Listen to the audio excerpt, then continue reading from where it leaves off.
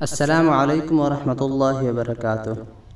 حضرت ابو درداء رضی اللہ تعالی عنہ فرماتے ہیں کہ حضور اقدس صلی اللہ علیہ وسلم نے ارشاد فرمایا کہ جمعہ کے دن مجھ پر کثرت سے درود پڑھا کرو، کیونکہ یہ دن حاضری کا ہے۔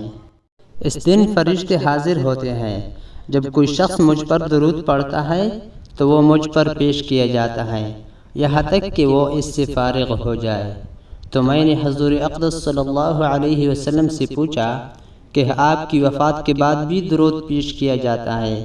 تو حضور اقدس صلی اللہ علیہ وسلم نے فرمایا کہ جی ہاں، وفات کے بعد بھی، کیونکہ اللہ نے زمین پر یہ بات حرام کی ہے کہ وہ انبیاء کے جسموں کو کھائے، سو اللہ کا نبی زندہ ہوتا ہے اور اس کو رزق دیا جاتا ہے۔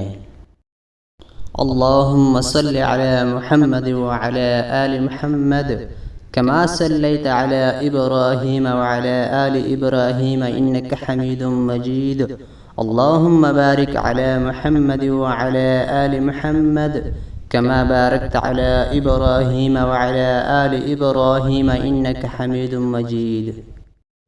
میرے پیارے بھائیو، یہ حدیث میں نے آپ لوگوں کے سامنے پیش کی، جس میں حضور اقدس صلی اللہ علیہ وسلم نے خود فرمایا ہے کہ جمعہ کے دن کثرت سے درود پڑھ لیا کرو، کیونکہ اس دن فرشتے حاضر ہوتے ہیں اور جو کوئی بھی مجھ پر درود پڑھتا ہے تو وہ مجھ پر پیش کیا جاتا ہے یہاں تک کہ وہ اس سے فارغ ہو جائے۔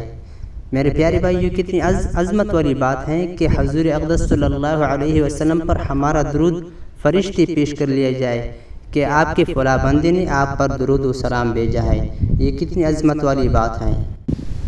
اس لیے ہم سب کو چاہیے کہ جمعہ کے دن درود شریف کا کثرت سے اہتمام کر لیا کرے، اور ساتھ میں یہ بھی التماس کرتا ہوں کہ ہمارے ویڈیوز کو ضرور دیکھ لیا کرے اور دوسروں کو بھی پہنچائے۔